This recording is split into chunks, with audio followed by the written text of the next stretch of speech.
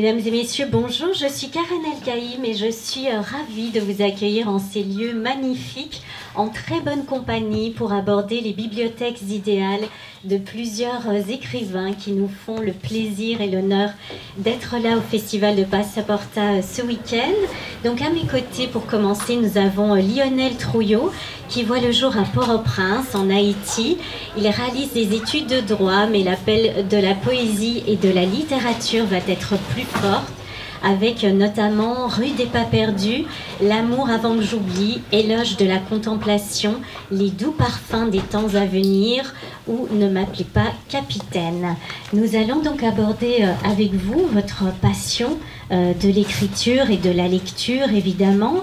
Je voulais d'abord vous demander, quand vous étiez enfant, quel adulte ou quel auteur vous ont donné envie de lire? Bonjour, merci à vous. Merci à vous d'être là. Quand j'étais enfant, mais l'enfance c'est quand même long. Je crois que j'ai commencé à lire très tôt, trop tôt peut-être. Hein. Et si on considère de 6 à 12, 13 ans, il y a beaucoup d'auteurs qui sont passés dans ma vie. Et je pense qu'à l'époque, je lisais tout ce qui me tombait sous les yeux. Il y avait une grande bibliothèque à la maison. On n'était pas riche, on n'était pas pauvre non plus. Mon père était un intellectuel plutôt connu, bien installé. Là, il y avait donc une énorme bibliothèque et il n'y avait pas d'interdit. Donc, je me rappelle qu'à 9 ans, j'ai lu Jésus Lacaille de Francis Carreau, j'y ai rien compris. Mais je l'ai lu, donc il y a tant de livres, des livres qu'on appellerait aujourd'hui des livres jeunesse, et d'autres qui sont des livres pour adultes. Donc, ce qui en est resté, je ne sais pas. Je sais qu'à mes heures perdues, je ne devrais peut-être pas le dire, je relis régulièrement Le Bossu. Et dans ma vie, j'ai pratiqué les arts martiaux, et je crois que c'est ce livre qui m'a amené à pratiquer les arts martiaux, parce que j'étais tellement fasciné par ces bretteurs qui n'arrêtaient pas de se battre et qui avaient des bottes secrètes. Et aujourd'hui, j'enseigne les armes, j'enseigne le maniement du bâton et du sabre. Mais plus exactement, pour être honnête, il y a un livre qui m'a marqué, que j'ai lu quand j'avais 11 ans. C'est Les raisins de la colère, de John Steinbeck. Je le dis souvent, j'étais un petit bourgeois dans une relative tranquillité économique. Il y avait à côté de moi, j'habitais un quartier, le quartier de Saint-Antoine d'ailleurs, mon premier roman, ça s'appelle Les Fous de Saint-Antoine, c'est un peu un hommage à ce quartier. Il y avait la rue principale, il y avait toute une vie derrière. Et nous, les petits bourgeois que nous étions, nous ne connaissions pas cette vie. Il y avait le bidonville qui grandissait derrière. Il y avait cette sale vie, la pauvreté, la promiscuité, il y avait tout ça. Et je ne voyais pas tout ça. J'étais dans mon univers, j'allais en classe chez les curés bretons. Et quand j'ai lu Les raisins de la colère, cette histoire de pauvreté, d'ouvriers agricoles, cette famine qui traverse les États-Unis, d'une région de pauvreté à une autre, toute cette exploitation, toute cette mauvaise vie. C'est comme si ce livre, et pour moi il n'y a pas d'autre verbe, m'avait déniaisé. Ce livre m'avait ouvert les yeux non seulement sur cette réalité des ouvriers agricoles américains qui étaient assez éloignés de la mienne, mais sur cette réalité toute proche de moi que je n'avais pas appris à regarder. Et vraiment ça a été pour moi un livre révélateur. Je crois que c'est le livre dans cette époque-là, dans ma naissance à moi-même, c'est sans doute le livre à m'avoir le plus marqué parce qu'il m'a ouvert les yeux sur des choses qui étaient pourtant là et que soit je refusais de les voir, soit je n'avais pas appris à les voir. Est-ce qu'il y a un héros qui vous a particulièrement marqué ou auquel vous rêviez de ressembler? Non, pas vraiment. Pas vraiment, je crois qu'il y a quelque chose en moi qui est un peu de l'ordre presque de l'anti-héros, je dirais. J'ai toujours été fasciné par les sujets collectifs plutôt que par les sujets individuels. Donc, non, pas de héros en particulier. Quelles portes se sont ouvertes en vous grâce à la lecture?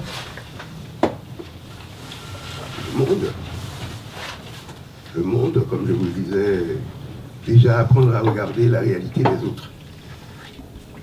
C'est par la littérature que ça m'est venu. Et souvent j'ai voyagé, j'ai l'impression que j'allais dans des lieux que je connaissais déjà. Par les livres, par ce que les livres m'avaient dit de ces gens ou de ces personnes pour faire plaisir à madame que je rencontrais. Donc je crois que la littérature m'a ouvert les portes du monde et elle m'a fait penser à cette réalité qui est l'autre.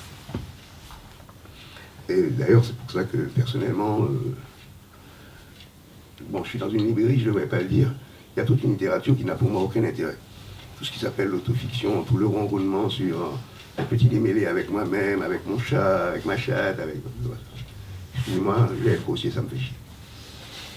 Il y a tellement de vrais malheurs dans le monde, il y a tellement d'injustices sociales, il y a tellement de vrais mal-vivre dans des conditions abominables, tant de formes de domination, d'exclusion, d'exploitation, que c'est la littérature qui parle de cela, qui m'ouvre les yeux à cela, qui m'intéresse. Et je pourrais vous citer deux auteurs haïtiens, pas parce qu'ils sont haïtiens, mais parce que eux aussi ils m'ont profondément marqué, Jacques Roumain et Jacques-Stéphane Alexis. Quand j'ai lu le roman de Jacques-Stéphane Alexis, Gouverneur de la Rosée, pardon, Compère Général Soleil, quand j'ai lu ce livre, je me suis dit, mais c'est pas possible. Moi, j'aime les livres qui me rendent la réalité insupportable. Donc, je crois que ces livres-là, j'aime les livres qui ont une dimension de subversion, qui disent, voilà, il y a des ordres qui sont des ordres fondés sur des modes de domination, d'exclusion, et ces ordres, il faut les renverser. C'est cette littérature-là qui m'intéresse. Et à l'école, on vous enseignait quelle littérature? Hélas, on m'enseignait le classicisme français, qui a sa part de beauté, mais cela nous était enseigné comme une sorte d'idéal à atteindre, comme une sorte de modèle indépassable. Et c'était pas la littérature qui faisait problème, c'était pas la littérature qu'on enseignait qui faisait problème, c'était la manière dont on enseignait, parce que c'était fondé sur un système d'aliénation. Et on nous enseignait qu'il fallait donner dans le mimétisme. Et aujourd'hui encore, hélas, il y a des jeunes haïtiens qui essaient d'écrire l'alexandrin à la racine, alors qu'ils n'y arriveront jamais parce qu'ils ne connaissent pas suffisamment la langue, et puis peut-être que cette forme-là, elle est épuisée. Peut-être qu'elle se renouvellera un jour, mais pour l'instant, je ne vois pas comment on peut faire des vers aussi beaux que ceux de Phèdre et dire des choses intéressantes. Donc l'école n'a pas été d'un grand secours dans ma découverte de la littérature. Je dirais même que l'école a été l'ennemi. L'ennemi, oui. D'autant qu'à l'époque, quand moi je grandissais, aujourd'hui la plupart des écrivains haïtiens écrivent en créole et en français, dans les deux langues d'Haïti. Alors que moi, quand j'étais à l'école, on me disait, quand on parlait créole à l'école, on me disait, l'expression est horrible. On me disait, exprime-toi. Comme si quand on parlait créole, on ne s'exprimait pas. C'était une expression qui était venue des curés bretons qui faisaient un peu la pluie et le beau temps dans l'enseignement en Haïti. Donc, en fait, tout ce qu'on m'a enseigné à l'école, c'était pour que je ne devienne jamais écrivain. C'était pour que cette littérature qui me plaît, je la considère comme étant ce qu'il ne fallait pas faire. D'autant qu'il y avait la dictature. Et en plus de tout le conformisme littéraire, il y avait la répression sur tout ce qui était subversif dans les lieux publics. Donc Alexis, on ne pouvait pas en parler de son œuvre. À l'école d'ailleurs, il a été tué par la dictature des Duvalier, il a été assassiné par Duvalier. Donc toute cette littérature justement qui portait en elle la subversion, la révolte, et sur le plan formel et sur le plan thématique, on ne la rencontrait pas à l'école. Et si vous deviez aller demain à l'école, vous aimeriez parler de quel livre pour donner le goût de la lecture? Alors, c'est au pluriel. Oh, je pense que... Je ne sais pas donner le goût de la lecture. Je ne sais pas, est-ce qu'on peut donner le goût de la lecture? Je ne sais pas. Est-ce qu'il ne faudrait pas simplement donner des livres aux gens, un maximum de livres, et ils feraient leur choix à l'intérieur cette masse. Hein.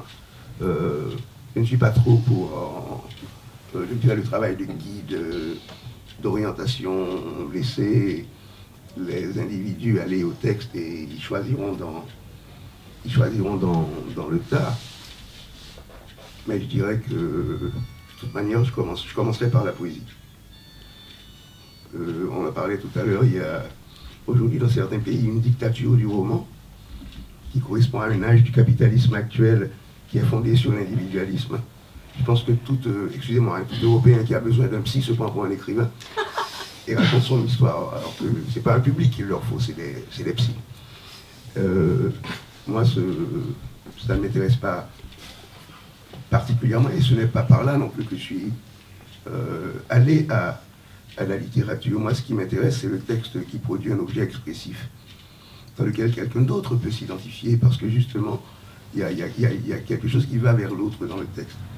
C'est pour ça que cette grande poésie du XXe siècle, caractérisée par Éluard, Neruda, Yannis Christos, ces gens-là, c'est ça qui me parle. C'est ça qui me parle. C'est un poème où le jeu se dit dans une vraie conversation avec un nous possible. Et je pense que c'est par ces textes-là qu'il faudrait peut-être commencer. Mais là encore, c'est très osé de dire ce genre de choses, de quel droit, de quel lieu on va décider de ce que l'autre doit lire. Bon, je pense qu'il faudrait donner tous les livres à tout le monde et laisser les individus choisir librement. Mais personnellement, je commencerai par la poésie. Par cette poésie, et je n'ai pas peur du mot, cette poésie qui a porté pendant un certain temps ce que certains philosophes appellent l'hypothèse communiste. Je ne parle pas des régimes qu'on a appelés les régimes communistes, mais je parle de cette hypothèse communiste dans une sorte d'adéquation, de réconciliation entre l'individualité et la collectivité. Est-ce qu'il y a un écrivain qui vous a donné envie d'écrire? Ah non, il y a des écrivains qui m'ont donné la peur d'écrire. Je pense à José Saramago, qui est l'un des rares romanciers à me plaire. Il me semble qu'il se passe dans l'œuvre de cet individu quelque chose qui est pensé. Je n'aime pas les écrivains naïfs. Moi, je suis toujours choqué quand un écrivain me dit « j'ai commencé un roman, je ne sais pas où il va ». Ou alors, j'ai pas pu écrire le 2e chapitre, donc je l'ai enjambé pour aller vers le 3e, ou encore mon éditrice m'a dit qu'il fallait changer ce chapitre et le remplacer par un autre. Moi, modestement, quand j'essaie d'écrire un livre, quand je remets un livre fini. Et pour moi, les écrivains qui m'interpellent et qui me font peur, ce sont ceux qui ont un système et on a l'impression qu'ils savent exactement où ils vont et qu'ils parviennent à faire ce qu'ils voulaient faire. Et pour moi, Saramago est un exemple de ce genre d'attitude et de réussite. Oui, il y a des écrivains qui me font peur. Pour moi, un roman est un système. Il y en a qui ont une telle maîtrise du système, ils produisent cet objet, on dirait qu'ils ont été au service de cet objet. Moi, l'écrivain, c'est quelqu'un qui est au service de quelque chose qui est en train de prendre naissance, qui va s'appeler un texte. Et il y a certains textes, je me dis, mais merde, comment il a fait, comment elle a fait, il y a vraiment, tout est là, il ou elle a tout trouvé. Pour moi, c'est le cas de la majorité des livres de Saramago, c'est le cas de l'automne du patriarche, de Gabriel Garcia Marquez. On se dit, merde, il sait exactement où il va. Et il sait quel est le chemin prendre pour y aller. Ces écrivains-là, ils me font peur. Est-ce qu'il y en a un qui a une place privilégiée dans votre bibliothèque? Il y en a quelques-uns, Saramago, oui. Moi, je suis un lecteur de livres, donc je ne suis pas tant un lecteur, je dirais, de l'œuvre globale. J'ai adoré l'automne du patriarche, j'aime beaucoup ce qu'a fait Marquez de manière générale, mais il y en a que je préfère. Il y a d'autres dans ma bibliothèque, il y aurait très peu d'œuvres complètes, à part peut-être celle de Saramago, de Paul Éluard et de Mahmoud Darwish. Là, j'avoue que je suis un peu un inconditionnel de cette voie-là. Et sur votre table de chevet, en ce moment, il y a quels livres, quelles sont vraiment les dernières lectures qui vous ont marqué? Oh, je relis beaucoup. Je relis beaucoup, et puis je suis, hélas, prof de littérature, donc je suis obligé de lire une bonne partie de ce qui s'écrit. De ce qui s'écrit aujourd'hui. Mais là, je vis beaucoup avec des jeunes poètes haïtiens de langue créole. Parce que vous voyez, moi je suis ici, mais il y en a qui écrivent des choses qui sont extrêmement intéressantes, puissantes, en créole haïtien. Ils ne sont pas nés dans une bibliothèque comme moi, ils n'ont pas le parcours, je dirais, le capital social ou culturel que j'ai, et leurs œuvres ne sont pas suffisamment connues à l'étranger. Nous sommes quelques-uns à avoir un peu de notoriété, à essayer de mettre cette notoriété au service de leur travail. Donc là, je travaille sur des traductions du créole au français pour que ces textes-là puissent circuler en dehors d'Haïti. Donc je vis beaucoup avec jeunes écrivains haïtiens, et puis évidemment je relis mes classiques à moi de temps en temps, Les Fleurs du Mal. J'y retourne toujours. Je vis beaucoup avec un grand poète haïtien qui est en très mauvaise santé actuellement, mais qui est encore vivant, qui s'appelle Georges Castera, qui est un immense poète. Et comme je travaille sur son œuvre, comme prof et comme critique littéraire, je relis Castera. Vous avez quoi de lui, là? Ah oui. Ce serait peut-être mieux de lire un texte de Castera que de m'écouter. Ah, mais je suis sérieux. Eh bien, nous, on a pris beaucoup de plaisir à vous écouter. Merci Lionel pour ce moment de partage. Merci à vous.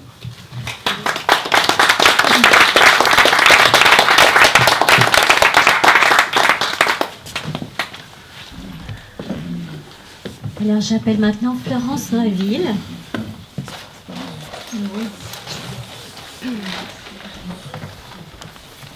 Bonjour Florence. Bonjour. Bonjour à tous.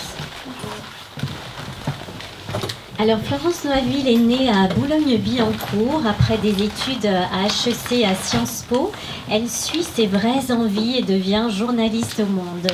Biographe, essayiste et romancière, elle écrit pour les petits et les grands, notamment la biographie d'Isaac Bashevis Singer, So British, La donation ou confession d'une kleptomane. Alors vous aussi, Florence, on va essayer de découvrir votre bibliothèque idéale. Quand vous étiez petite fille, est-ce qu'il y a un adulte ou un auteur qui vous a donné envie de devenir lectrice? Oui, il y a une collection et un adulte. Alors je commence par la collection. C'était une collection chez Gallimard Jeunesse qui s'appelait Mille Soleils. C'était il y a longtemps. Mais c'était une collection de littérature étrangère, déjà. Je devais être un peu prédestinée. Et je dis ça parce que je m'occupe aussi de littérature étrangère par ailleurs. Et donc c'était une collection qui n'était pas réellement destinée aux enfants, mais qui choisissait des textes qui pouvaient être lus par des jeunes. Alors on a parlé de Steinbeck tout à l'heure, il y avait effectivement du Steinbeck, il y avait du Perlbuck, il y avait du Kessel, il y avait du Kipling. Et c'était à mon avis merveilleux parce que ça prenait le plus abordable de chacun de ces auteurs. Et c'était un trait d'union formidable vers ce qu'on appelle la grande littérature, parce que c'était vraiment des textes. Voilà. Donc j'ai adoré Les Cavaliers, j'ai adoré La Perle, j'ai adoré Guillaume et la mer. Enfin voilà, ça a commencé comme ça. Et puis la personne, l'adulte, alors là je vous confesse, c'était mon prof de lettres de première, dont je suis tombée éperdument amoureuse, et ça a été une histoire d'amour très longue. Et ça a donné lieu à un roman, voilà, qui s'appelle L'attachement. Tout est dedans. Qui est très beau d'ailleurs. Est-ce que vous... Non, mais juste que je peux dire que effectivement c'est intéressant parce que ça se produit à cet âge-là et avec le prof de lettres, parce que c'est précisément l'âge où finalement cet homme m'a fait découvrir deux continents, celui de la littérature et celui du corps en fait. Et il y a toujours eu une espèce de va-et-vient un peu sensuel entre les mots et enfin voilà. Il y a, je veux dire, le fait que j'associe de façon spontanée littérature et plaisir ou sensualité, je pense, prend sa racine là-dedans. Ça a quelque chose de charnel pour vous. Oui. Et est-ce qu'il y a eu à un moment donné un héros ou une héroïne qui vous ont particulièrement marqué et qui vous ont donné envie peut-être de vivre leur vie aussi? Une héroïne de papier? Oui. J'adorais Mathilde de la Mole. J'ai appelé une de mes filles Mathilde, mais parce que je trouvais qu'elle était une femme de tête et d'esprit en même temps. Et je l'ai relu récemment et je me suis dit quand même, en fait, c'était une sacrée pain-bêche. Est-ce qu'il y a un roman ou plusieurs qui vous ont vraiment ouvert des portes que vous n'imaginiez pas en vous? Oui, il y a deux choses. Il y a tout le volet dont parlait si bien Lionel Trouillot tout à l'heure, qui est le volet la vie des autres que je ne mènerai jamais. J'étais une petite fille, moi aussi, protégée dans un cocon à Paris, puis dans le Val-de-Loire, dans une famille tout à fait bourgeoise et aisée. Donc, par exemple, en lisant Les raisins de la colère, j'ai eu le même choc. Et je me suis dit, tiens, il existe d'autres, voilà. Mais pour moi, cette prise de conscience-là, elle ne s'est pas tellement faite dans les livres, elle s'est faite dans la vraie vie, parce que toute enfant privilégiée que j'étais, j'ai découvert après coup, mais sur le moment, c'était bien là et bien douloureux, quand j'avais 4-5 ans, que ma mère était bipolaire. Et donc ça avait l'air tout beau, voilà, elle était belle, elle réussissait bien, elle était intelligente, elle avait un beau métier, elle habitait une belle maison, elle avait des enfants, enfin, tout allait très bien. Et en fait, sous la surface, il y avait un drame. Enfin, il y avait une faille qui ne se résorberait jamais. Alors de temps en temps, elle faisait des séjours en hôpital psychiatrique, elle disparaissait, on se demandait pourquoi. Comme c'était une famille bourgeoise, on ne parlait pas des troubles psychiatriques. Et évidemment, on ne disait rien aux enfants, on nous disait elle va revenir, elle est partie en voyage, enfin bref. Et on sentait bien qu'il y avait quelque chose. Donc cette idée de gratter sous la surface, la jolie surface, pour voir ce qu'il y a en dessous, les vulnérabilités, les blessures, les souffrances et les non-dits, eh bien, je l'ai d'abord découvert dans la vie, et puis après, je l'ai retrouvé dans les livres. Et là, c'était vraiment un émerveillement. Par exemple, quand j'ai lu Annie Ernaux pour la première fois, je me suis dit oh, mais alors c'est à ça que ça sert la littérature. Ça sert à éviter le small talk de tous les jours et à avoir le courage de creuser profond pour toucher quelque chose de juste. Vous nous disiez qu'il y a ce lien entre la littérature et le corps, la chair. Vous voyez, là aussi, c'est le corps, parce que c'est la tête malade, en fait. Bien sûr. Voilà. Et ça revient dans tous vos livres, les failles, les non-dits. Ça revient, oui. C'est l'idée, en fait, que le livre est aussi... Alors, bien sûr, c'est un voyage vers l'autre vers l'autre et vers toute sa différence géographique, sociale. Mais pour moi, c'est aussi un voyage vertical, un voyage en soi, dont on peut se faire le porte-parole et qui peut, je pense, trouver beaucoup d'écho chez le lecteur. Enfin, typiquement, par exemple, cette histoire de maladie bipolaire, quand je l'ai écrite, c'était il y a une dizaine d'années, il n'y avait pas beaucoup de romans dessus et ça m'a paru étonnant, quoi. Je soulevais un tout petit coin du tapis et tout à coup, c'était comme s'il y avait une épidémie de maniaco-dépressifs autour de moi. On m'a dit, mais c'est pas possible, tu racontes l'histoire de ma mère, de ma sœur, de mon frère. Voilà, donc c'est aussi à ça que je trouve...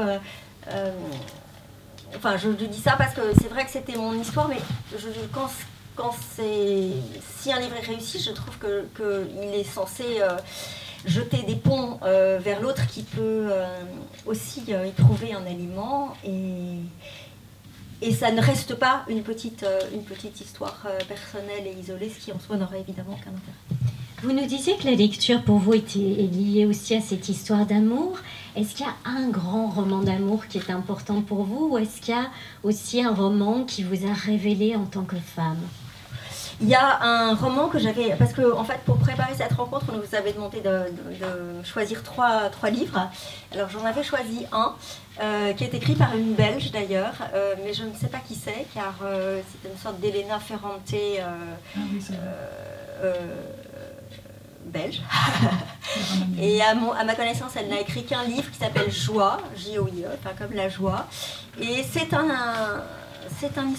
une histoire d'amour et c'est une très jolie histoire d'amour, j'ai trouvé, parce que d'habitude les histoires d'amour on les prend et on les raconte soit au début dans l'effervescence et la magnificence des commencements, soit à la fin quand tout s'effondre.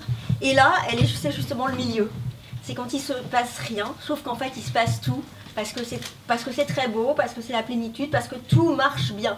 Et pourtant, le couple est un peu déséquilibré. Elle, c'est une jeune Belge d'une 50aine d'années. Et lui, il a 70 ans, il est italien et il est cinéaste. Enfin, je me demande d'ailleurs si c'est pas inspiré Bernardo Bertolucci. Enfin voilà, il ressemble à Bernardo Bertolucci et elle ressemble à je sais pas qui.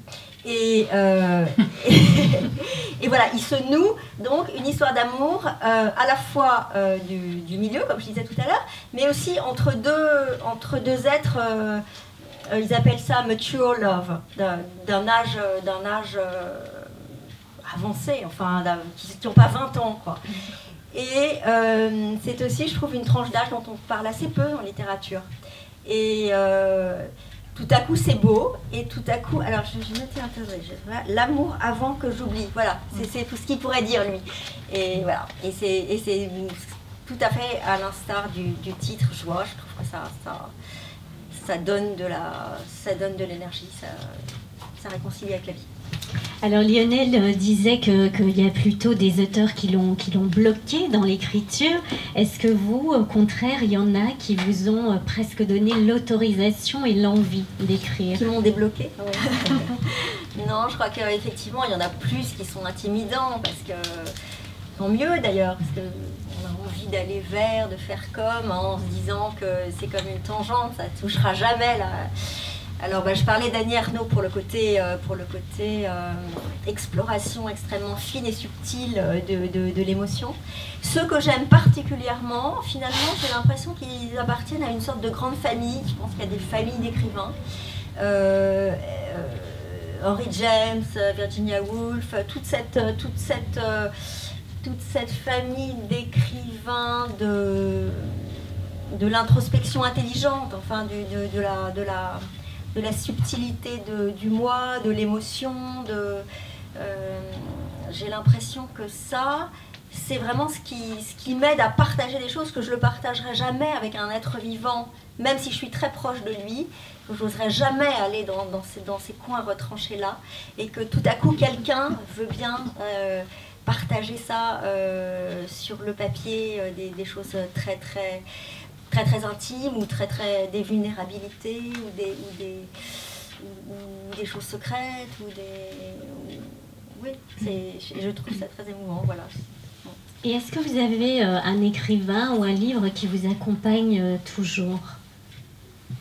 C'est rigolo que vous disiez ça, parce que l'autre jour je parlais avec une amie pianiste, et elle me disait, moi quand je suis en mal d'inspiration, ou que mes doigts vont pas bien, je réécoute tout le temps des variations Goldberg de Bach par exemple, et je réécoute du Bach, et à force je me remets dedans, et ça me redonne la pêche, et ça m'inspire. Et moi je me disais, mais est-ce que j'ai quelqu'un comme ça que je pourrais, quand je suis vraiment en rade, je l'ouvre, et puis pouf, ça me... Et j'étais un peu en panne. Et c'est aussi, il faut préciser que vous recevez aussi des centaines de livres, je crois, par mois, de par votre métier. Du coup, on se demande à quoi ressemble votre bibliothèque personnelle. Alors, ma bibliothèque personnelle, j'écrème. Finalement, c'est comme dans les textes. Plus vous coupez, mieux c'est en général. Et plus c'est nerveux, plus c'est fort et dense. Et donc, ma bibliothèque, elle est comme ça, mais elle a tendance à se remplir de plus en plus. Donc, il faut que j'en enlève. Et donc, c'est un peu un crève-cœur aussi. Mais vous voulez savoir ce qu'il y a dedans? En tout cas, quelques pistes. Alors, il y a par exemple tout au moins 2 mètres carrés sur Isaac Bashevis Singer, parce que je lui ai consacré une biographie et que c'est un écrivain que j'aime beaucoup. Très très loin de moi, parce que par l'époque à laquelle il a vécu, par la culture à laquelle il appartenait, etc. Mais là, magie du mot, magie du verbe, ça marche. Même si je suis une femme du XXIe siècle, et non juive. Donc ça, je trouve ça merveilleux d'avoir cette possibilité encore une fois, de tendre des ponts entre les générations. Il y a aussi tout un pan en ce moment sur Nina Simone dans ma bibliothèque, parce que je sors une biographie d'elle dans 2 mois, et que c'était quelqu'un que j'avais toujours aimé, qui m'émeut aux larmes encore maintenant et depuis longtemps, et on parlait de Baldwin tout à l'heure, dont la trajectoire croise à la fois la musique, l'art, l'histoire des Afro-Américains, le drame des Afro-Américains, la façon dont les femmes, on l'a maltraitée en tant que femme, enfin il y a vraiment, c'est extra. Et puis la maladie. Ben alors là, bizarrement, je ne l'ai pas choisie pour ça, mais elle était aussi bipolaire. Donc il y a vraiment, c'est un sujet incroyable, c'est une personnalité incroyable. En ce moment, il y a ça dans ma bibliothèque. Et puis sinon, il y a un peu tout ce dont je vous parlais tout à l'heure. Les James, les... Voilà, parler de ces questions. Et les Wolf. Quel est le dernier ou la dernière que vous avez lu récemment ou que vous allez peut-être rencontrer prochainement? Le dernier auteur? Ah, mais j'ai lu... Ah, mais vous allez croire que je suis complètement monomaniaque, mais en fait, c'est pas le cas. Mais là, c'est le hasard. J'ai rendu compte dans Le Monde, là, cette semaine, d'un gros livre d'un Espagnol qui s'appelle Gaby Martinez. Et c'est une histoire horrible d'un type qui est neurologue et qui un jour se retrouve dans un hôpital psychiatrique,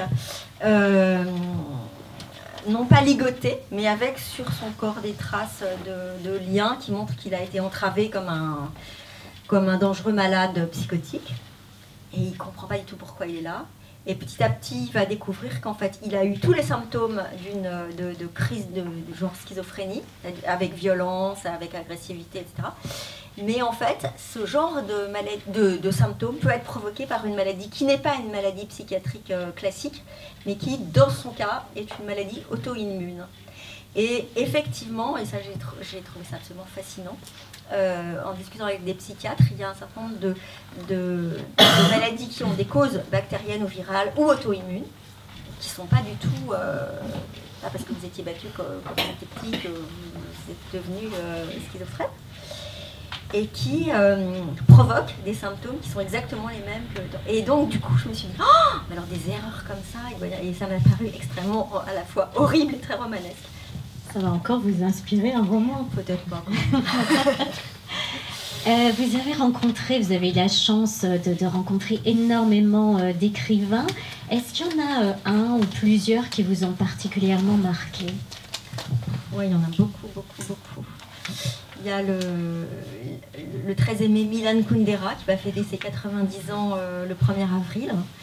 Et qui en ce moment-là s'est cassé la jambe, donc je vais le voir souvent, et voilà. Alors lui, il m'a appris quelque chose de très fondamental. Il me semble, il est très frappé dans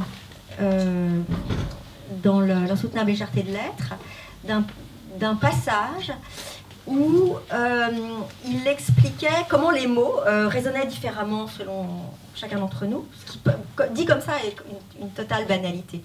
Mais il disait, par exemple, prenez piscine. Alors, pour vous, c'est une image enchanteresse, tout à coup, vous avez envie d'être au bord d'une eau limpide, etc. Mais pour quelqu'un d'autre, c'est l'archétype de la chose terrible à éviter parce que, je sais pas quoi, son enfant est tombé dedans, s'est noyé, ça va, bref. Mais c'était dit avec beaucoup plus de subtilité que moi, évidemment. Et en fait, tout à coup, je me suis dit, mais bien sûr, tout est langage, tout passe par ça, par des représentations, et du coup, tout ne peut être que le socle d'énormes malentendus entre les êtres, et ça m'avait fait penser à une phrase de Lacan qui disait toute relation interhumaine est basée sur un malentendu. Et alors cette histoire de malentendu passant par le langage est assez obsédante pour moi. Et d'ailleurs, je ne vois pas comment l'éviter. Et si deux d'entre vous lisent le même livre, vous n'aurez évidemment pas la même lecture, vous n'aurez pas lu le même livre. Et ça fait aussi partie du charme de ce qu'on fait, nous, les écrivains. Voilà, donc Kundera m'a enseigné ça. Mais enfin, si je dois développer à chaque fois ce que voilà, non, tu vas encore en choisir un ou une que j'ai rencontré. J'aime beaucoup Elfriede Jelinek, par exemple. J'aime beaucoup... j'ai rencontré John Le Carré, qui m'a aussi beaucoup marqué.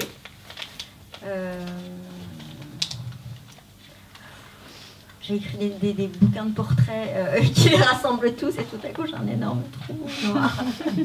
Alors je vais un peu vous aider.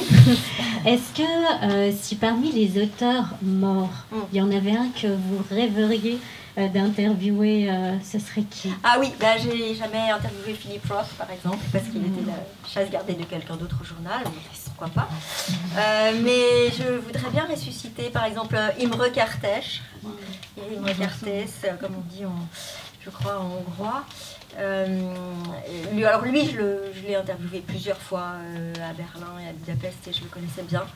Et je me dis parfois, ça c'est quand même aussi une leçon même pas d'humilité, mais presque de désespoir, c'est de se dire avoir passé sa vie, avoir été interné à Auschwitz à 16 ans, avoir vécu tout ça, avoir eu la force d'en témoigner en écrivant Être sans destin, ça a duré des années, ils ne pouvaient pas le publier à cause du régime communiste hongrois, etc. Être relégué dans un truc de bureaucrate, mais y croire, vouloir continuer à écrire, et finalement avoir le prix Nobel, et finalement être entendu, et finalement être lu, et finalement voir que tout recommence en Hongrie aujourd'hui de la même façon. Je me dis, mais bon, voilà, je ne sais même pas ce que je me dis, mais je trouvais ça extraordinairement bouleversant, ce destin-là, et l'homme l'était, et son œuvre l'est aussi. Est-ce que dès lors, vous pensez qu'il y a un livre, un roman, une œuvre très très forte qui pourrait changer ou qui, enfin, pour vous, a changé votre regard sur le monde?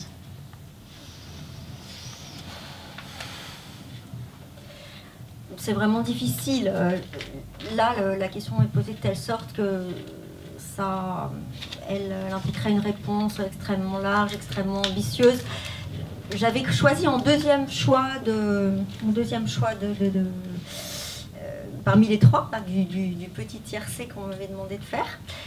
J'avais choisi le quintet de l'islam de Tariq Ali, qui est un écrivain anglo-pakistanais. Et ce quintet de l'islam n'a pas changé ma vision du monde, mais il a contribué à bien affiner la vision que j'avais de l'islam à travers les âges. Et donc c'est un polyptyque en 5 volets.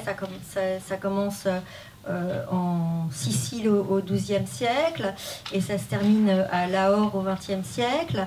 Et il prend à chaque fois des dates clés de l'histoire des musulmans dans le monde, et pour montrer que cette civilisation a eu son époque de lumière et de grandeur.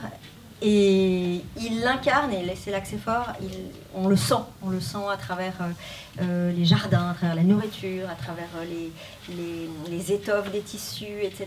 Tout à coup, ça s'incarne. Voilà, tout à coup, cette phrase tellement banale qu'on entend partout, l'islam, c'est pas le djihad, c'est autre chose. Tout à coup, voilà, on voit ce que c'est le autre chose. Et j'ai trouvé ça très, très intéressant parce que je trouve que par le temps qui court, ça, c'est précieux. Merci beaucoup, Florence Mainville. Merci, Karen.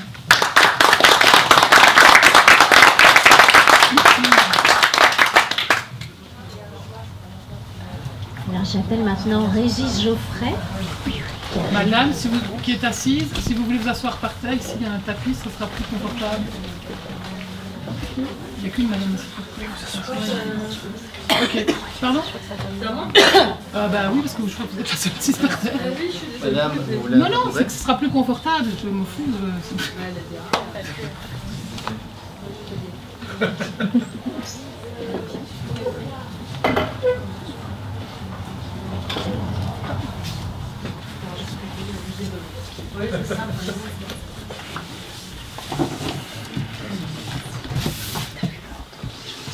Régis arrive, il a été prendre l'air.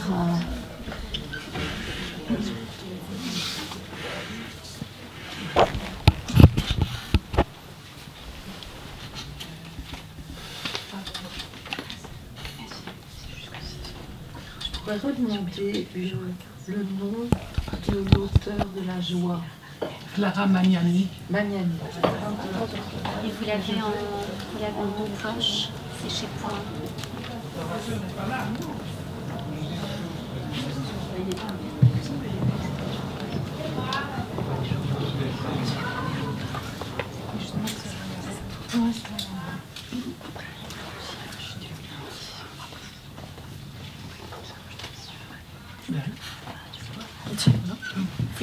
On a mis un petit suspense, on s'est dit que ça rajouterait du charme.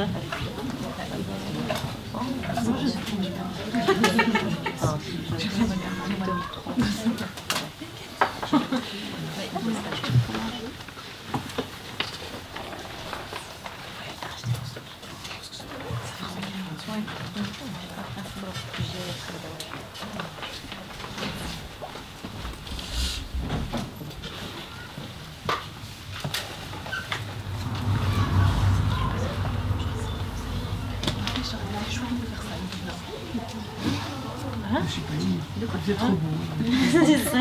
En plus, il est venu plusieurs fois. La dernière claque, j'avais lu il y a longtemps La Place, et puis il n'y a pas longtemps, sur conseil d'une amie qui donne des ateliers d'écriture, dont je peux vous donner l'adresse par ailleurs, parce qu'elle est vraiment excellente. Elle m'avait dit oui, par rapport à l'écriture, par rapport à ce que tu cherches, les années.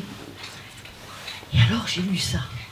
Oh, c'est incroyable pour cette espèce de portrait d'une époque, portrait d'une génération de femmes, et en dessous, de manière discrète, mais qui lève vraiment le cœur, la naissance d'une écrivaine. Et quand j'ai vu, Ariane, que tu en faisais l'éloge dans ta petite, dans le petit reportage, je me suis dit ouais, oh super, je reviens vite, tu lis. Voilà. Merci pour ce beau conseil. Bonjour. Moi, je suis totalement Alors Caroline Lamarche voilà, nous fait l'honneur et le plaisir d'être notre invitée surprise, on peut le dire. Puisque c'était même une surprise pour vous, donc voilà. Mais en tout cas, ça nous fait très plaisir de vous accueillir en ces lieux pour aborder ensemble votre bibliothèque idéale. Caroline Lamarche est liégeoise. Après une licence en philologie romane, elle est devenue enseignante. Elle a publié des nouvelles, des romans, des poèmes et des pièces de théâtre, dont Le jour du chien, L'ours. Même avec les lunettes, c'est difficile. Et le dernier, Nous sommes à la lisière, qui est vraiment très très beau. Donc Caroline, je voulais d'abord vous demander, quand vous étiez enfant, quand vous étiez petite fille, est-ce qu'il y a un roman en particulier ou est-ce qu'il y a un adulte qui vous a donné envie de lire? D'abord, je suis très contente d'être ici. Je ne suis pas très souvent à Bruxelles, mais je trouve que cette librairie est magnifique. Et très accueillante, avec une belle programmation quand je vois passer votre newsletter, donc c'est bien. Oui, moi, dans l'enfance, mes parents nous interdisaient les bandes dessinées, mais par contre, on avait accès à tous les livres qu'on voulait, bien sûr, et ma mère est une grande lectrice de Joseph Conrad et de Tolstoï, et mon père de Joseph Roth, essentiellement, et de Cervantes. Donc je cite les deux, leurs auteurs fétiches, puisqu'on va venir à mes auteurs fétiches, mais en tout cas des grands lecteurs certainement. Et dans une famille où les émotions n'avaient pas droit de citer, tout passait en quelque sorte par la littérature ou par les commentaires des livres qu'on lisait, et parfois aussi des sermons du curé à la messe le dimanche. Et donc ça veut dire que la littérature a été le vecteur des émotions dans une enfance qui finalement, sous couvert de bonheur familial, a été pour moi, et peut-être pour mes frères et sœurs, assez relativement solitaire, par cette incapacité en quelque sorte de communiquer au niveau émotionnel. Et est-ce qu'il y a du coup un héros ou une héroïne qui vous a sorti de cette bulle de la solitude? Enfin, une bulle de la solitude, je ne sais pas si on peut dire ça, mais c'est drôle, j'ai pas tellement de souvenirs d'enfance. Je suis un peu prise de court là, de qui je vais parler, je sais pas très bien. Qui j'aimais. À l'école déjà, moi j'étais à l'école en France, on avait des professeurs de français merveilleux. Donc, on avait la gare des Michards. Alors la gare des Michards, ça c'était une bible, hein, parce que non seulement il y avait des extraits splendides, mais il y avait aussi des reproductions de tableaux. Alors moi je tombais amoureuse de Chardin, la gare des Michards par exemple. Donc la gare des Michards. Après, les livres que j'ai... C'est drôle, hein, j'ai du mal. En fait, c'est en tant qu'adulte que je peux dire que j'ai pas bougé dans mes goûts à partir de 18 ans. Kafka est toujours là, Joseph Conrad aussi, etc. Mais plus jeune, il n'y avait pas tellement de littérature enfantine à l'époque. Je crois pas. Oui, le Club des 5, le Club des 7, Fantomètre. Et est-ce qu'il y a un livre qui a ouvert en vous des portes insoupçonnables? Ah là là, grande question. Alors je parle toujours de Flannery O'Connor. Je trouve qu'on la connaît pas assez. Je dis souvent qu'elle est le Faulkner au féminin. On ne devrait pas dire ça, mais comme tout le monde connaît Faulkner, ça donne la mesure des talents féminins, immenses, originales et inconnus. Et en tout cas, elle est morte à 39 ans. Elle avait une maladie grave. J'ai commencé par ses nouvelles. Les braves gens ne courent pas les rues. C'est un titre très sardonique. Elle était de formation catholique, comme moi, elle connaissait très bien la Bible. Et elle sait que l'enfer est pavé de bonnes intentions. Donc c'est en somme ce recueil de nouvelles, l'histoire d'une série de gens qui veulent réussir quelque chose, faire quelque chose bien, ou faire une action morale, et puis qui arrive à une catastrophe, qui peut être un crime, le vol d'une jambe de bois par un vendeur de Bible, etc. Et je jubile toujours parce que c'est à la fois très, très fin, très féroce et extrêmement drôle. Et je trouve qu'on parle trop peu de l'humour des femmes. J'ai lu dernièrement un livre sur l'ironie, on parlait que des livres d'hommes. Alors je trouve que les femmes sont souvent très drôles. Et donc voilà, je viens de quitter Vinciane Després, qui est une scientifique de haut rôle et qui est très drôle aussi. Est-ce que vous avez le souvenir... Et puis elle a écrit des romans aussi, Flannery O'Connor, donc j'ai d'abord lu et relu ses nouvelles, et puis j'ai trouvé que ses romans étaient fantastiques aussi. Sa correspondance, tout, il faut tout lire. Est-ce qu'il y a un auteur qui vous accompagne toujours, que vous ne vous lassez pas de relire? Il y en a plusieurs. Bon, il y a vraiment Kafka, évidemment, il y a Flannery O'Connor. Alors, célébrons la Belgique, il y a André Bayon. André Bayon, du coup, je vais dire que c'est le Céline belge, puisque personne ne connaît André Bayon. Je veux dire, ça veut dire qu'il a une langue qui semble du plus grand naturel et qui est en fait incroyablement travaillée. Elle est magnifique, sa langue. Et il est aussi d'une drôlerie formidable sur les sujets les plus graves. Par exemple, dans Un homme si simple, il raconte sa vie entre 2 et même 3 femmes. Sa femme, son épouse, sa maîtresse. Ni l'une ni l'autre ne peuvent se passer de lui. Donc elles habitent à quelque distance. Il va petit déjeuner chez l'une, il va dormir chez l'autre, etc. Et puis il tombe en plus amoureux de sa belle-fille, qui est la fille de sa femme, d'un premier mariage. Et tout ça est à la fois tragique, puisqu'il finit à moitié fou à la salpêtrière, et en même temps d'une drôlerie insigne. Donc lisez André Bayon, vous allez être émerveillés. Il y a d'ailleurs pas mal de Français à Paris qui trouvent que c'est un très grand auteur. On ne le sait pas trop ici. Est-ce qu'il y a un auteur qui vous a particulièrement ému récemment? Ah bah tiens, vous allez avoir ici dans le festival Passaporta Jenny Herpenbeck. Et comme on m'a proposé de faire un atelier, un club de lecture, j'ai un club de lecture chez Passaporta, j'ai cette chance avec des lecteurs qui se réunissent une fois par mois pour parler d'un livre que nous avons lu ensemble. Et j'ai proposé Le bois de Clara de Jenny Herpenbeck. C'est l'histoire d'un territoire à l'est de Berlin. C'est l'histoire de ce bois entre la montée du nazisme, où les propriétaires juifs de maisons au bord du lac sont chassés, leurs biens sont pris par des Allemands de l'Est qui deviennent ensuite, sous le joug soviétique, les Russes arrivent, etc. Et on voit le sort de ce territoire qui est traversé par l'histoire du XXe siècle. Et il y a aussi un personnage de jardinier qui revient tous les 2 chapitres. Et c'est lui qui fait la continuité entre les départs et les arrivées des gens chassés par l'histoire et qui continue à entretenir ce bois. Donc c'est un très beau livre. Il écrit des très belles nouvelles aussi. notamment une nouvelle magnifique publiée chez Albin Michel, le recueil s'appelle Bagatelle. Et la nouvelle Bagatelle, c'est sur sa grand-mère.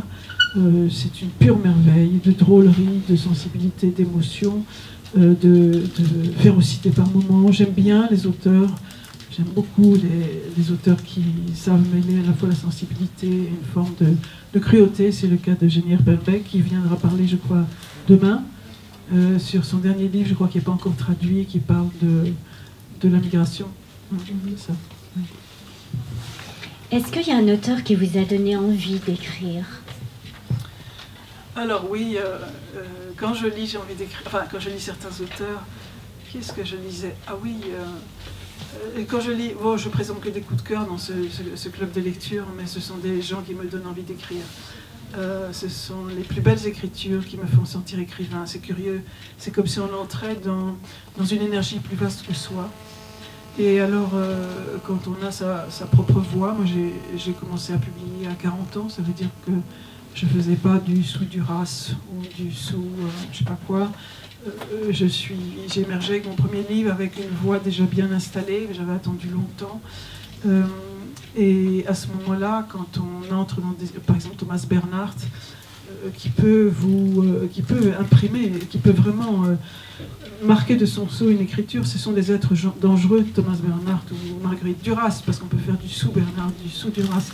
Et moi, à partir du moment où j'ai, je dirais, posé ma propre voix, commencé tard, ce sont des êtres qui, chaque fois que je me plonge dans leur univers et surtout dans leur langue, et ça, il faut rendre hommage au traducteur, parce qu'évidemment, un livre qu'on lit, si on lit Thomas Bernhardt en français, c'est grâce à son traducteur. Si enfin j'arrive à lire Don Quichotte de Cervantes, après avoir essayé plusieurs fois, c'est grâce à Lynn Schulman qui publie au Seuil, il y a une quinzaine d'années, une nouvelle traduction.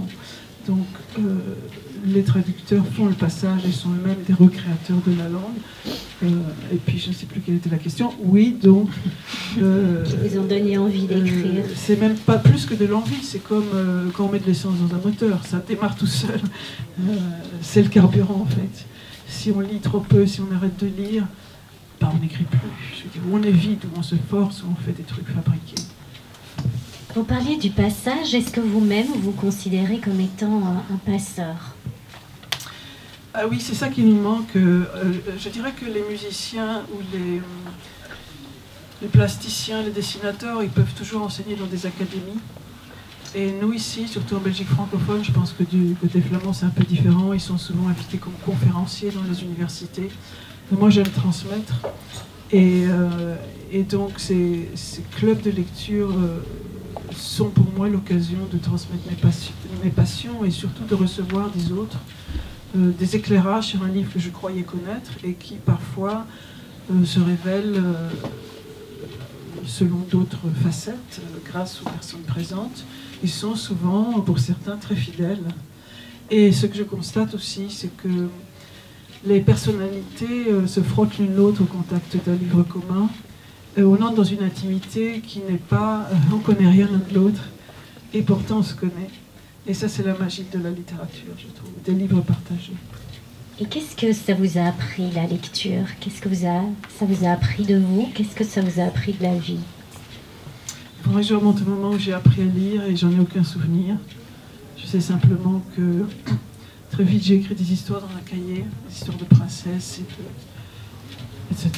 Et d'animaux, je pense.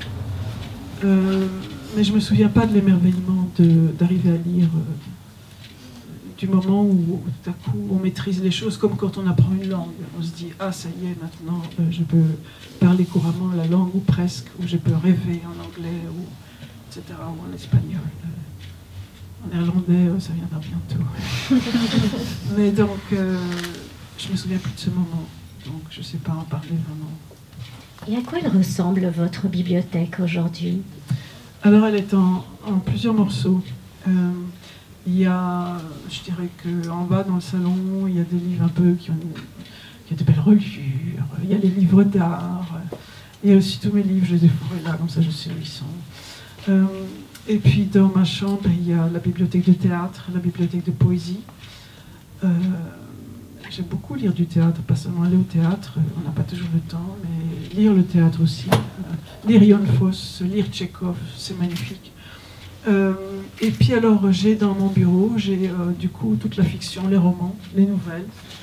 Je suis un peu comme Rilke, je crois qu'il disait qu'il n'y avait pas tellement de livres dont on avait besoin pour une vie. Je dirais que je garde vraiment ceux qui me sont importants, au sens large, hein. Je ne fais pas un choix drastique, mais les livres qui ne me portent pas, même si ça porte des milliers d'autres lecteurs, mais qui ne me touchent pas ou qui ne peuvent pas m'accompagner, je les donne ou je m'en sépare parce que c'est une question de place pour le coup. Voilà. Puis alors, ma bibliothèque, elle est étendue aux bibliothèques. Je fréquente essentiellement la bibliothèque des Chiraux à Liège, qui a un fonds très important, et donc je considère les bibliothèques publiques comme une extension de ma bibliothèque. Voilà. Et sur votre table de nuit, il y a quel livre en ce moment? Écoutez, il y en a, à mon avis, 35 au moins, en pile d'un côté, pile de l'autre, par terre. Et donc, on parlait tout à l'heure d'un livre de Marios Vargas Llosa, et je me suis rendu compte que je l'avais depuis 1 an et demi à côté de moi et je ne l'avais pas encore lu. Voilà, il faut dire que c'est des piles, des immeubles de livres, et puis comme je continue à en racheter, ça continue, et puis j'oublie en fait. Je dis, ah oui, celui-là je l'ai acheté il y a 1 an et demi, ah bah tiens, si je le lisais maintenant. Donc c'est comme ça que ça se passe. Est-ce qu'il y a un écrivain que vous aimeriez rencontrer aujourd'hui? Alors, je ne sais pas, c'est une question un peu piège parce que parfois on les rencontre et on les préfère dans leur livre, ça arrive. Oui, j'aimerais bien, je l'ai manqué, c'est Herta Müller, prix Nobel. Donc la bascule du souffle, pour moi, ça a été un choc. Je me souviens quand elle était prix Nobel, tout le monde se disait d'où sort cette femme, personne ne la connaît. Et donc elle a une existence poétique et littéraire intense. Et ce livre, La bascule du souffle, que je programme dans tous mes cercles de lecture, est une manière de parler des contes, précisément, qu'on n'a jamais vu nulle part, qui est vraiment étonnante. Et elle s'est d'ailleurs inspirée de ces conversations avec Oscar Pastior, qui est un poète qui est mort avant la sortie du livre. Le livre sorti en 2009 et est devenu prix Nobel cette année-là, justement. Donc j'aimerais beaucoup la rencontrer. En général, j'ai envie de rencontrer des femmes, en fait. Je me souviens, chez Tropisme, d'une femme, Rosetta Loi, c'est une Italienne. J'ai été l'écouter quand j'écrivais pas encore. Et un journaliste du soir, qui était Pierre Maury, lui avait dit mais enfin, comment ça se fait que vous avez commencé à écrire si tard, à 43 ans? Et elle a répondu avec simplicité, j'ai élevé 4 enfants. Et donc, tout à coup, je mesurais ce que c'était qu'une vie de femme au regard du travail artistique. Aussi, Danilo Kish, qui est venu chez Tropisme 2 ans avant sa mort, il souffrait déjà du cancer, à qui j'ai posé une question en tremblant et en aparté, et qui a été d'une générosité dans sa réponse et d'une attention à l'inconnu que j'étais, que je n'oublierai jamais. À l'époque, je ne pouvais même pas dire que je vais publier, je n'avais pas publié. Vous parliez de vie de femme. S'il y avait un livre qui, pour vous, incarnait la vie d'une femme, ce serait lequel? Il y a tant et tant de vies de femmes. C'est difficile pour moi de répondre, mais je pense qu'Annie Ernaux reste pour moi une référence très très importante. Voilà, toute son œuvre, en fait. Eh bien, merci beaucoup, Caroline Lamarche.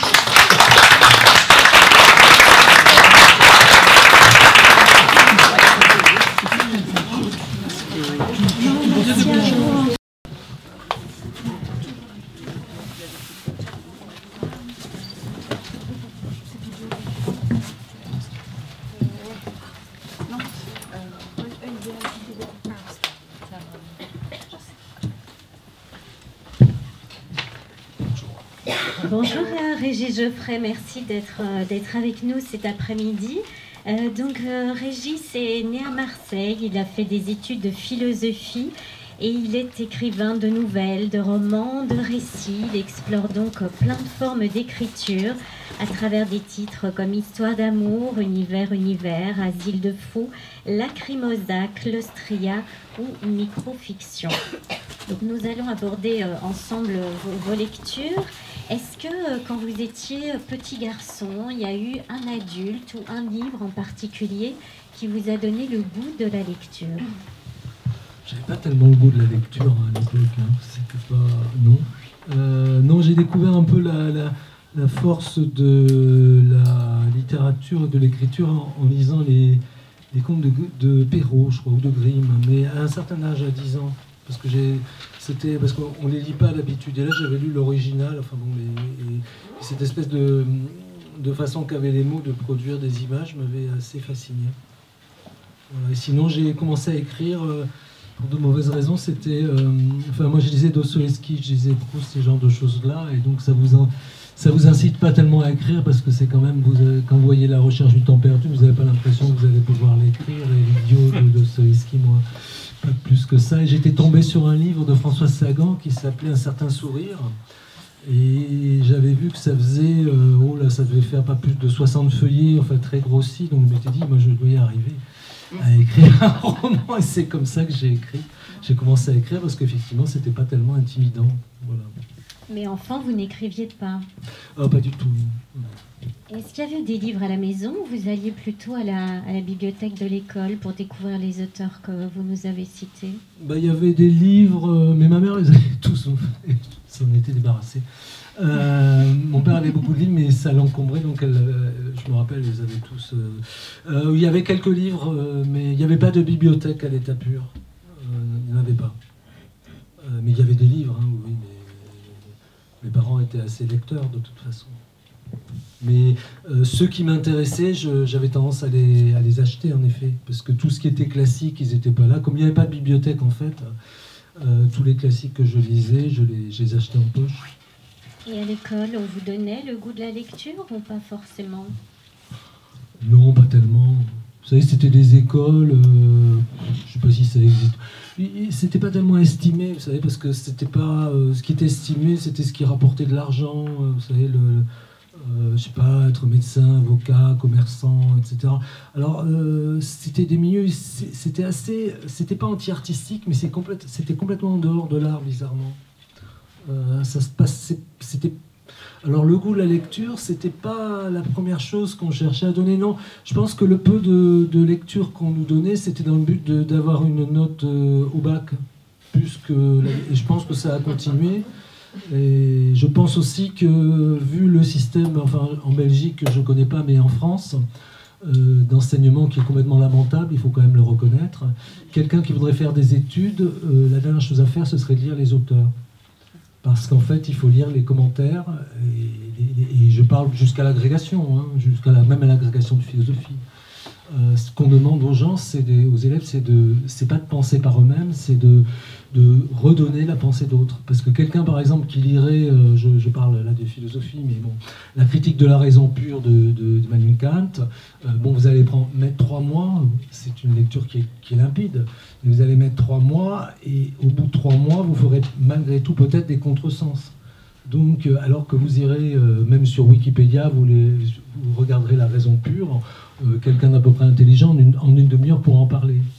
Et je crois que c'est ça le problème des études, c'est que on est, en tout cas des études de lettres, on est surtout dans la répétition des choses, quoi. Voilà, peut-être que dans d'autres pays, ça existe plus, la créativité, cette valorisation de la créativité. Mais vous le voyez très bien, parce que pourquoi c'est pas un Français, je parle français, un Européen, mais je ne veux pas mettre tout le monde dans le bain, donc pourquoi c'est... Je ne veux pas accuser tout le monde, alors je connais mieux la France. Donc, pourquoi c'est pas un Français qui a inventé Google? Pourquoi c'est pas un Français qui a inventé Facebook? Pourquoi il n'a pas inventé Twitter? Ça demandait aucun moyen. Simplement, ça demandait une certaine liberté. C'était des gens qui étaient en rupture de banc, des gens qui étaient en rupture de leur école d'ingénieurs. Bill Gates, c'était pareil. Et en France, en tout cas, ces déserteurs n'existent pas. Parce qu'on est tellement arrivé... et c'est très bien, hein, d'ailleurs, en tant que parent, on peut s'en réjouir, mais je veux dire, des gens qui qui font Facebook ou qui font tout ça ne font pas la carrière, ne vont pas jusqu'au bout de leur diplôme, par exemple. Voilà. Et nous, est-ce qu'on a valorisé la créativité ou même l'entreprise individuelle, cet effort qui d'un coup de pied, on se retrouve en haut de la piscine? Je pense pas, et je pense que ça, on le voit à tous les niveaux et pas seulement dans le monde des lettres. Vous parliez de liberté. Est-ce qu'il y a pour vous un écrivain ou un livre qui incarne véritablement la liberté? Écoutez, oui, justement, il y a 1000 plateaux de Deleuze et Guattari.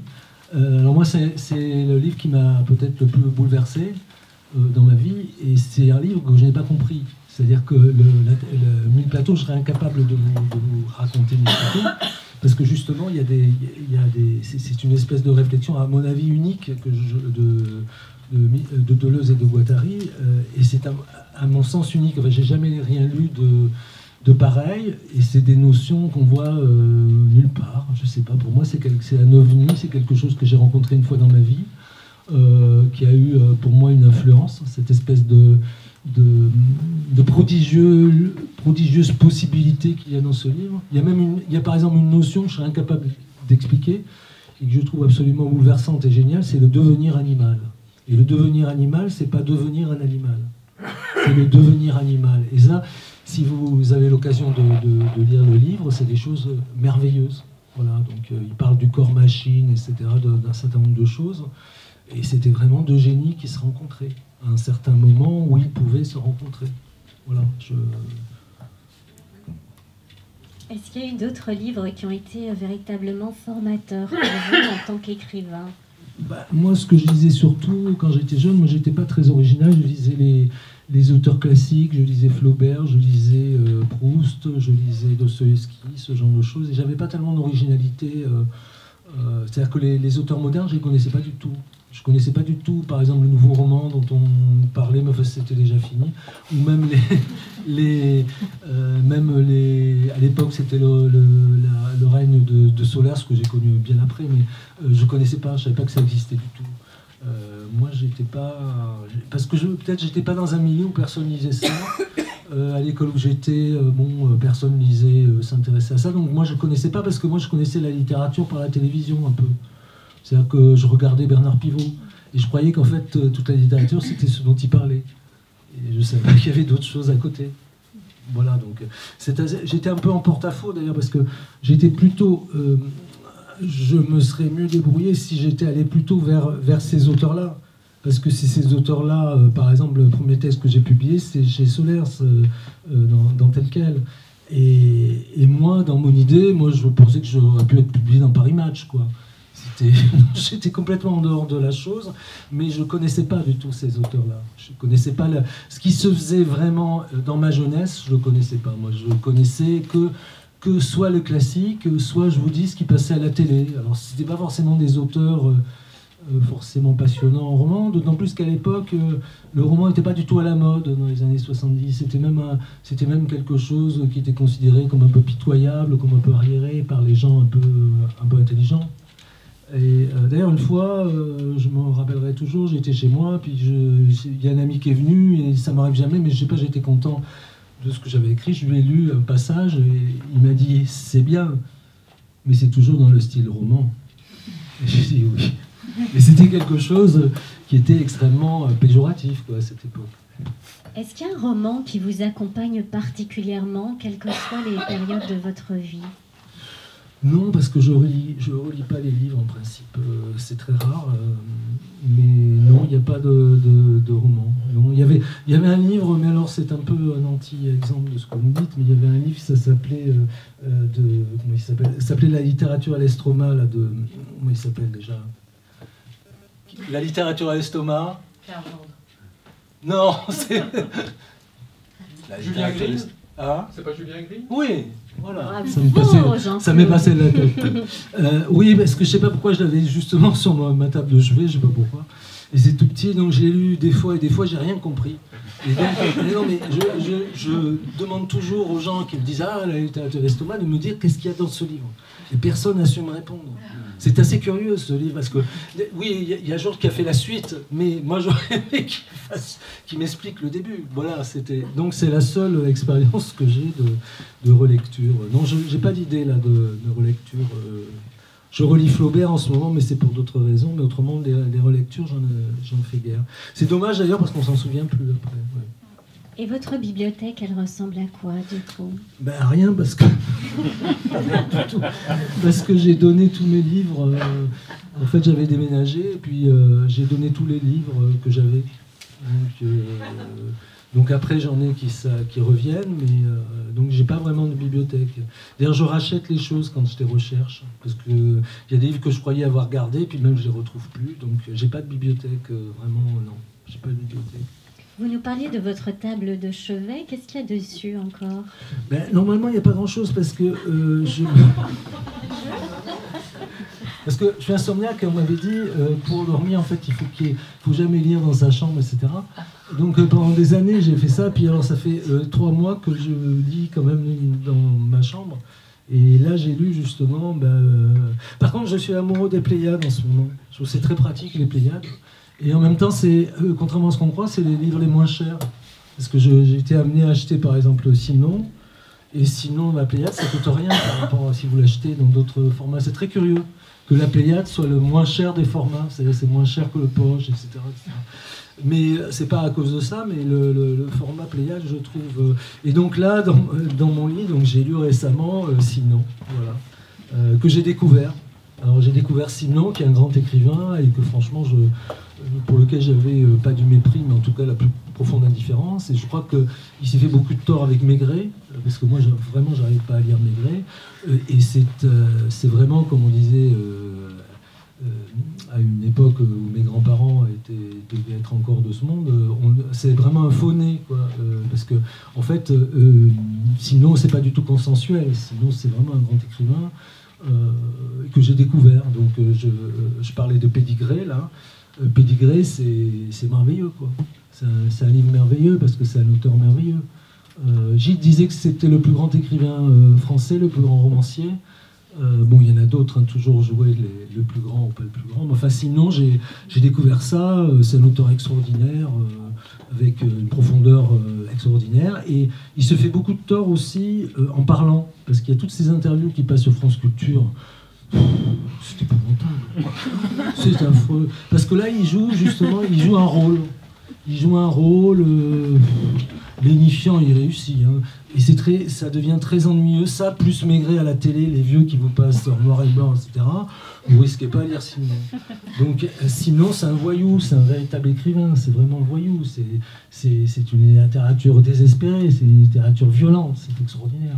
Mais malheureusement, c'est un auteur qui a été complètement éteint, quoi, à cause de ça. Cette espèce de... Et il y a beaucoup... Et je ne sais pas la raison profonde de Sinon, pourquoi, dans ses interviews, jouer ce rôle-là, qui n'est pas du tout le sien.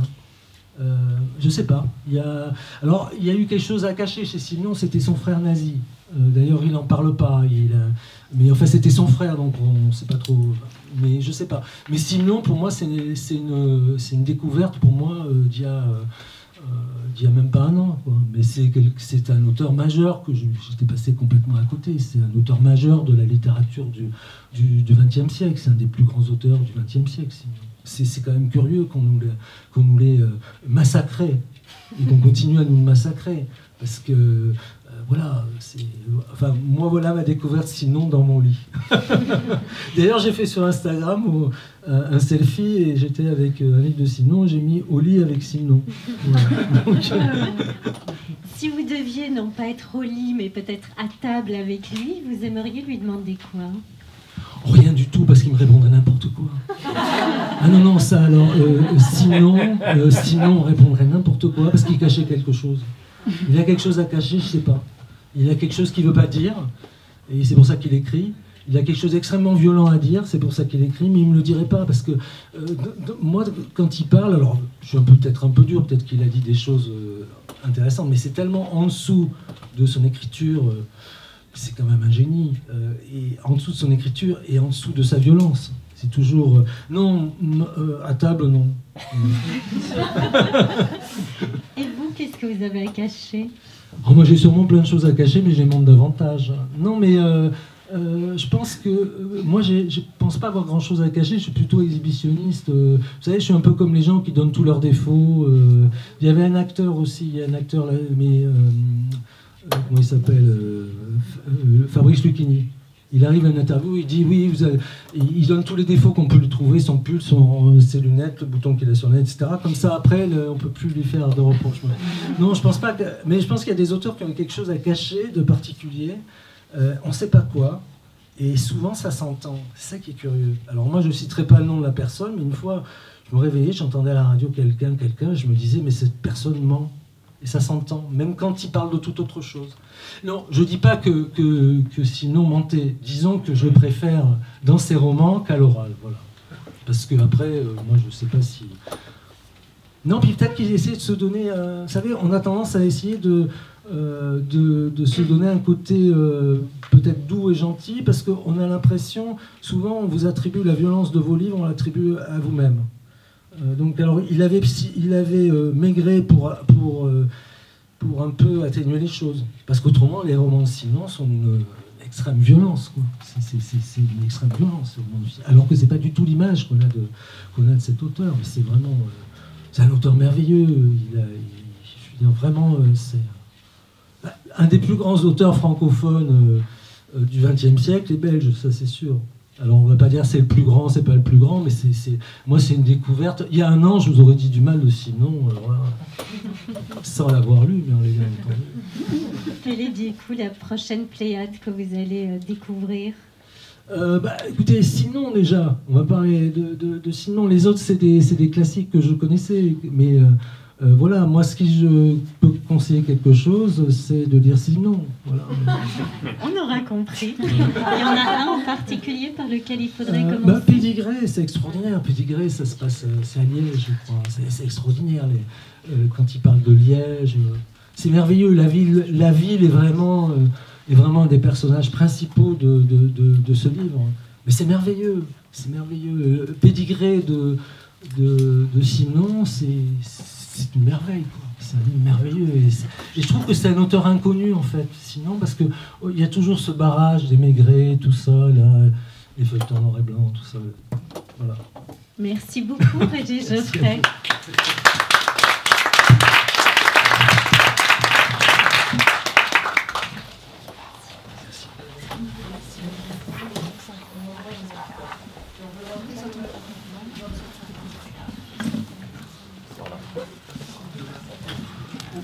Maintenant, ça va être Caroline Lamarche.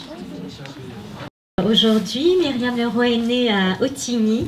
Elle a fait des études de journalisme, un métier qu'elle pratique à la radio, à la télévision et en presse écrite, à travers des émissions comme La Nouvelle Édition, Entrée sans frapper, Livre à domicile ou Coupé au montage. Polyvalente, elle a également réalisé un documentaire sur l'IVG, publié ses chroniques ou un premier roman qui s'appelle Ariane. Donc bonjour et merci d'être avec nous. Je voulais d'abord vous demander, quand vous étiez enfant, est-ce qu'il y a un adulte ou un livre qui vous a donné le goût de la lecture? Pas vraiment en fait. Mes parents lisaient pas. Globalement autour de moi, encore aujourd'hui, les gens lisent assez peu. Mais j'ai hérité de la bibliothèque de mes grands-parents. Donc j'ai lu pas mal de vieilleries, sans vraiment faire de tri. C'était Jamais sans ma fille de Betty Mahmoudi, ou des livres de développement personnel, du Martin Gray, et la Bible aussi, beaucoup. Parce que j'avais la malchance d'avoir un parrain curé qui m'a offert des Bibles sous toutes leurs formes tout au long de mon enfance. Donc Bible en BD, Bible expliquée aux enfants, 365 histoires de la Bible, etc. Donc je dois dire que ma vie de lectrice a commencé par un paysage essentiellement masculin. Et je me rends compte aujourd'hui que j'ai été en contact avec de la fiction qui ne montrait pratiquement que des hommes ou des garçons, des histoires d'hommes et des regards sur le monde formés par une expérience sociale de la masculinité. Et je suis en train d'essayer de changer ça. C'est pas que j'essaye en fait, c'est que naturellement je me tourne de plus en plus vers des autrices aujourd'hui, parce que j'ai envie de savoir à quoi ça ressemble le monde à travers un regard féminin. Et quel regard féminin vous ont marqué dans la littérature? Il y en a beaucoup, mais je dois dire que le choc le plus puissant, ça a peut-être été King Kong Theory de Virginie Despentes, que j'imagine tout le monde connaît ici, qui est sorti en 2006. Alors avant de lire ce livre, je me croyais féministe, mais je me rendais compte que j'étais quand même pétrie de clichés et infusée d'une petite misogynie ordinaire. Je posais quand même beaucoup de jugements de valeur sur les choses et sur les femmes en particulier. Et lire ce livre, pour moi, ça a fait l'effet d'une grande secousse et ça m'a repositionné sur un autre axe. Est-ce qu'il y a parmi les classiques aussi certaines personnalités féminines qui vous ont touché? Mais à vrai dire, j'ai lu assez peu de classiques, notamment à l'école, où j'allais à l'école, on nous en a pas vraiment fait lire. Donc c'est seulement aujourd'hui que je découvre Moby Dick, que j'avais jamais lu par exemple, que je trouve formidable, ou Robinson Crusoe, que je n'avais pas lu et que j'ai lu pour les besoins de ce festival, que je trouve moins formidable, mais voilà, j'ai l'impression de rattraper du temps perdu, avoir lu beaucoup de choses pas inutiles, mais j'ai vraiment lu peu de littérature noble pendant très très longtemps. Quels sont les livres qui vous ont vraiment ouvert des portes que vous n'imaginiez pas en vous? Je pense que découvrir la non-fiction d'Emmanuel Carrère, ça a été très important pour moi, parce que j'avais toujours voulu écrire, mais je me rendais compte que j'avais pas tant d'imagination que ça en fait. Et j'avais pas non plus envie d'écrire des essais, j'avais envie de me tourner vers quelque chose de plus littéraire, en tout cas inventif, quand les essais peuvent l'être évidemment, mais en lisant pour la première fois un roman russe d'Emmanuel Carrère, je me suis rendu compte qu'il faisait la jonction entre un regard journalistique sur le monde et puis une ambition littéraire aussi, et qu'on pouvait partir de soi-même et de son propre ressenti sur les choses pour expliquer le vaste monde. Et on dit parfois qu'Emmanuel Carrère est un auteur qui se regarde écrire, nombriliste.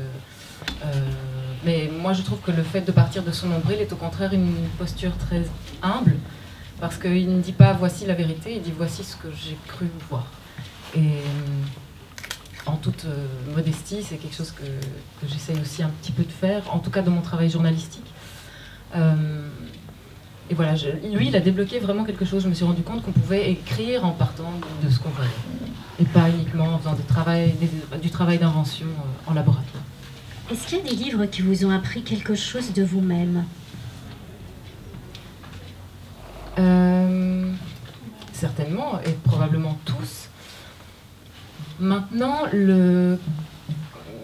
j'ai terminé un livre ce matin, Les Enténébrés de Sarah Chiche, que j'avais pas du tout envie de lire, et que j'ai commencé vraiment, je suis entrée dedans à reculons, et j'avais pas envie de le lire parce que Sarah Chiche, je la connaissais jusque-là comme signataire de la tribune des 100 femmes pour la liberté d'importuner. Alors je sais que c'était pas le titre original de cette carte blanche, mais voilà, vous vous rappelez de cette carte blanche dans le monde signée par les Catherine Deneuve, les Catherine... Suite à l'effet mytho et voilà. tout ça. Et bon, alors ça m'avait, en tant que féministe non essentialiste, ça m'avait déplu, mais l'écriture aussi de la carte blanche, je l'avais trouvée pas très intéressante. J'avais trouvé que les réponses à cette carte blanche étaient souvent beaucoup mieux torchées. Et donc je me disais, si un écrivain qu'on me dit si formidable signe, et même initie cette carte et l'écrit pour partie, si elle écrit comme ça dans ses bouquins, ça va pas tellement m'intéresser. Et en fait, je m'étais complètement trompée parce que c'est absolument formidable. J'ai trouvé ce livre, Les Enténébrés, bouleversant, très complexe. Et en tout cas, ça m'apprend que je suis parfois un peu rigide de lire ce genre de livre et que j'ai parfois des préjugés sur des auteurs et que ça me remet à ma place, en fait, de les lire, de les apprécier et de me rendre compte que je me crois parfois très très maligne, mais que je ne le suis pas tant que ça. Vous décrivez comme étant féministe et vous avez parlé de Virginie Despentes. Est-ce qu'il y a d'autres écrivains qui pour vous incarnent le féminisme? Annie Ernaux. Même si je n'ai pas encore tout à fait très bien compris quel était son regard sur le féminisme et sur les inégalités de genre. Mais en tout cas, le courage qu'elle a, et qu'elle a toujours eu, et cette manière de ne rien se refuser, pour moi, je suis très très admirative de ça. Et La honte d'Annie Ernaux est vraiment un livre auquel je repense souvent. Peut-être pas tous les jours, mais presque. Parce que je trouve que c'est un livre d'une perfection sur tous les plans, notamment formel et sur son... Enfin voilà, on parle toujours du dépouillement de son écriture, mais c'est surtout qu'elle trouve à chaque fois la phrase parfaite et qu'il n'y a pas besoin d'en rajouter. Et cette espèce d'inventaire qu'elle fait de la vie d'avant, dans la honte, et dans la vie de ce qu'était une femme avant, est pour moi assez insurpassable. Et en lisant La honte, je me suis rendu compte que ce qui me déplaisait dans ma propre écriture jusque-là, avant de publier moi-même, c'était une forme d'incontinence émotionnelle qui était inutile et qui prenait vraiment beaucoup trop le lecteur par la main. Et la lire m'a aidé en fait à me défaire de côté, enfin de bavardage. Qui fait partie des auteurs qui continuent à vous accompagner? Vous nous le disiez, entre le moment où vous étiez petite et aujourd'hui, vos lectures ont radicalement changé. Est-ce qu'il y a un auteur qui reste comme ça présent dans votre vie? Non. En fait, je remarque que je change souvent et que mes goûts changent souvent aussi. Et que ce que je lisais et que je trouvais formidable il y a 10 ans, aujourd'hui, ça me tomberait des mains. Mais il est vrai que Virginie Despentes, pour en revenir encore à elle, ne m'a jamais déçue. Et que c'est toujours une grande attente, un grand bonheur de la lire. Et là, j'attends avec impatience ce qu'elle va nous livrer. Je ne sais pas très bien quand. Comme j'ai eu la chance de la rencontrer, de lui poser 2-3 questions, elle m'avait dit que ça allait parler de sa consommation d'alcool et de la consommation d'alcool. Et ça m'intéresse pour diverses raisons. Et oui, Virginie Despentes, Emmanuel Carrère. J'aime beaucoup aussi des auteurs et des autrices de BD. Comme Liv Strömquist. Alors j'ai vu qu'il y avait ici, là-bas sur le mur, Les sentiments du prince Charles, et c'est pour moi une BD qui doit figurer dans la bibliothèque féministe idéale, mais dans la bibliothèque idéale de chacun aussi, parce qu'elle est drôle, elle est fine, elle est moderne, et elle nous parle de genre et de notions parfois assez complexes sur le genre, avec un panache, un fun, un côté rock'n'roll, enfin bref, elle peut tout faire passer, Liv Strömquist. Elle a écrit 3 ou 4 BD, je ne sais plus très bien, 3. Donc il y a Les sentiments du prince Charles, L'origine du monde. Ah non, il y en a 4. Il y en a 4. Grandeur et décadence et I'm Every Woman. Et il y en a une qui est politique économique, qui est Grandeur et décadence. Les 3 autres sont féministes, mais elles sont absolument toutes formidables. Enfin, et même dans sa BD économique, elle glisse toujours ses marottes féministes. Riyad Sattouf, j'aime beaucoup aussi, notamment Pascal Brutal, qui est pas ce qui est pas, ah oui, ils sont là, Oui. qui est pas ce qui vend le mieux, ni ce qui a permis à Riyad Sattouf d'acquérir ses lettres de noblesse. Et on parle surtout de l'arabe du futur. Mais moi j'adore Pascal Brutal parce que je trouve ça beaucoup plus fin que ce qu'on croit, et que ça parle de... Autant Virginie Despentes, elle parle de la fabrique des femmes, de l'identité féminine, et Pascal Brutal de Riyad Sattouf parle de la fabrique des hommes et de la virilité en fait. Et mine de rien, alors qu'on croit avoir un truc vraiment juste lol, c'est très fin sur qui on est censé être quand on est garçon. Et moi ça m'intéresse beaucoup, les questionnements sur la masculinité, sur la virilité, en miroir des questionnements sur la féminité, l'expérience sociale féminine. Vous disiez que vous avez rencontré Virginie Despentes. Qu'est-ce qui vous a le plus touché dans ce moment-là? Son humilité, sa générosité et sa gentillesse. Alors que moi, elle ne me fait pas du tout cet effet-là, mais j'ai encore lu l'autre jour que dans un article sur elle qu'elle était arrogante. Moi, elle me fait pas du tout cet effet-là, et c'était, enfin, elle est encore moins arrogante en vrai, et c'est quelqu'un qui est très bonne camarade en fait, qui encourage les autres, et Elle encourage les jeunes auteurs, elle est dans le jury du prix Goncourt parce qu'elle adore découvrir des nouveaux auteurs, des nouveaux livres. Elle lit pour le plaisir. Elle est généreuse, quoi. Il y a beaucoup d'écrivains qui ne lisent pas les confrères. Et il y en a qui ne lisent pas pour diverses raisons, et pas forcément pour des mauvaises. Hein. J'écoutais Jean Telet l'autre jour à la radio qui disait qu'il ne lisait jamais parce que s'il lisait, ben, il allait avoir envie de singer les autres. Mais Virginie Despentes, elle passe sa vie à lire les autres et à leur envoyer des messages en leur disant c'est super, merci beaucoup pour ton livre. Et c'est pas si fréquent. Enfin, je fréquente pas le milieu des auteurs depuis très longtemps, mais ça me semble être assez incongru, en tout cas, de pousser les autres à ce point. Et qui sont les écrivains que vous rêveriez de rencontrer aujourd'hui? Mais personne, en fait, parce que j'ai l'impression qu'on ne peut qu'être déçu par une rencontre. En tout cas, chaque fois que j'ai rencontré quelqu'un que j'idolâtrais, ça a été une grande déception, à part Virginie Despentes. Mais je me dis que j'essaierais peut-être bien Emmanuel Carrère quand même. Mais je sais pas, est-ce que le jeu social rend quand même... Enfin, j'ai l'impression qu'on a plus accès à l'authenticité d'un auteur à travers son œuvre qu'à travers une rencontre de quelques minutes dans une librairie. Et puis on a l'impression d'avoir tellement tissé un lien unique avec l'auteur que voir qu'il y a 50 personnes, enfin, ou 100 derrière nous dans une file, et se sentir juste un numéro, un petit mouton, enfin, parmi la masse, je trouve que c'est parfois un peu triste pour le lecteur. Et si vous pouviez avoir un tête-à-tête avec un auteur mort, ce serait qui?